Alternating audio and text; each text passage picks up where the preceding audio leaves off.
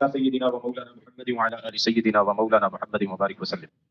عن أم عتية رضي الله تعالى عنها قالت بعث رسول الله صلى الله عليه وسلم جيشا فيهم علي. قالت فسمعت رسول الله صلى الله عليه وسلم وهو رافع يديه يقول اللهم لا تمتني حتى تريني علي. رواه الترمذی. حضرت سیدہ ام عطیہ رضی اللہ تعالیٰ عنہ بیان کرتی ہیں کہ اللہ کے نبی صلی اللہ علیہ وسلم نے ایک لشکر بھیجا جس میں سیدنا علی رضی اللہ تعالیٰ عنہ بھی تھے.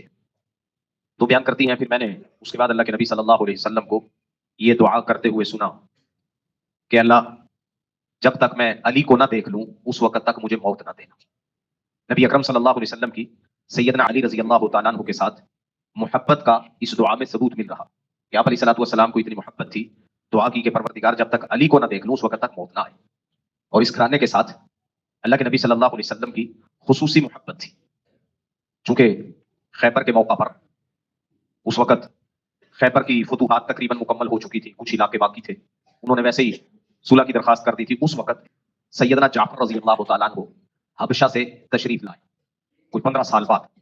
رسول اللہ صلی اللہ علیہ وسلم کو اتنی خوشی ہوئی جیسے ہی پتا چلا کہ جعفر آئے ہیں، آپ اپنے خیمے سے اس تیزی سے نکلے کہ آپ کے کندھے سے چادر گری، آپ نے وہ چادر بھی نہیں اٹھائی، یوں ہی گھسیٹتے ہوئے نکلے اور ارشاد فرمایا کہ مجھے نہیں پتا کہ خیبر کے فتح ہونے کی مجھے زیادہ خوشی ہے یا جعفر کے آنے کی خوشی ہے، اتنی خوشی ہے مجھے.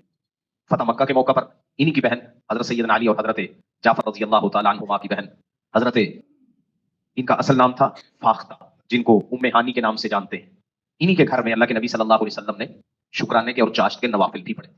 یعنی اس گھرانے سے اللہ کے نبی صلی اللہ علیہ وسلم کو نہ صرف بہت گہرا تعلق تھا بلکہ ان کے لیے خصوصی شفقتیں، خصوصی محبتیں اور خصوصی دعائیں بھی فرمایا کرتے تھے. اللہ رب العزت ہمیں بھی اس گھرانے کے ساتھ اور تمام صحابہ کے ساتھ بھرپور محبت نصیب فرمائے. آمین. الحمد